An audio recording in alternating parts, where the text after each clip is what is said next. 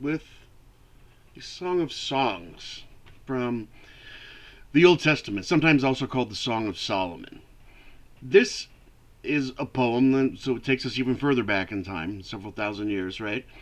Um, and this brings up a different type of poetry from another language. So not only are we dealing with, as in Shakespeare's sonnet, a slightly different working version of English, now we're not even dealing with English anymore. And if you've ever been able to speak a second language with any fluency, you know that songs and poems are really monsters to try to translate from one language to another, especially if you're trying to keep any meter or rhythm or rhyming scheme. Well, there's no rhyming scheme here, as you can see. Song of Songs is frequently a book that's banned, or people try to ban, from libraries because it's a bit saucy. In this section of the song, the man and the woman describe each other, and they move on in the later part of this book to spending some special time in a garden, let's just say, leading this to also, besides being frequently challenged in libraries, it's also frequently used in wedding ceremonies. You might be called on sometime to actually read this very thing. So let's just take a look at an ancient poem. She starts off by saying, I am a rose of Sharon, a lily of the valleys.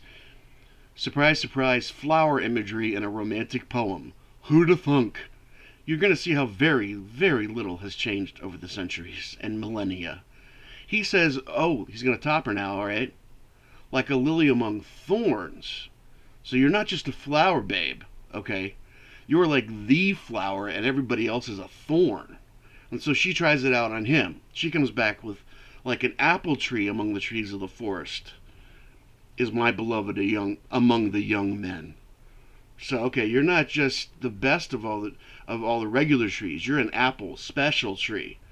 I delight to sit in his shade, and his fruit is sweet to my taste. Okay, sorry. Get the kids out of the room. That means what you think it means.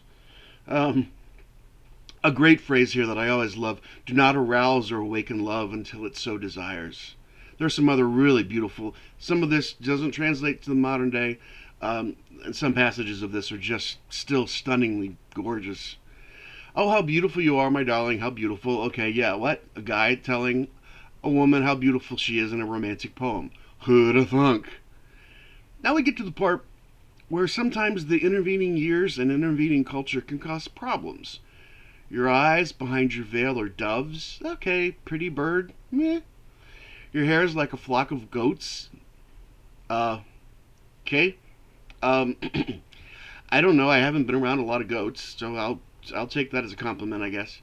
Your teeth are like a flock of sheep just shorn, coming up from the washing. Each has its twin. Not one of them is alone. Okay, I don't know if you've ever seen sheep right after they've been shorn, but if you're trying to turn me on, I'm saying that that's probably not going to work.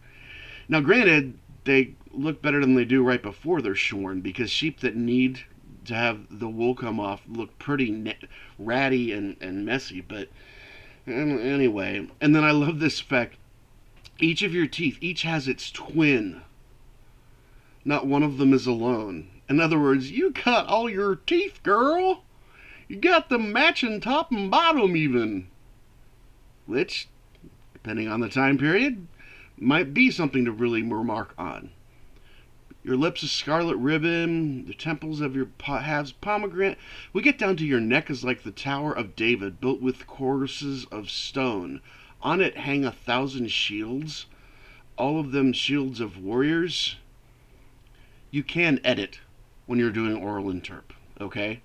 I'm not saying that we know better than the Bible or that we know better than Maya Angelou or Rupa or whoever else what should be in a poem. I'm not saying that we should change their work because we know better, but for a performance, remember our audience only hears this in passing. They can't go back and double check. There might be times to cut things out that are going to do nothing but distract people while they think, huh? Obviously, our last verse here, your breasts are, of course, we're going to get around to breasts, right? Are like two fawns? Oh, I guess. I don't know.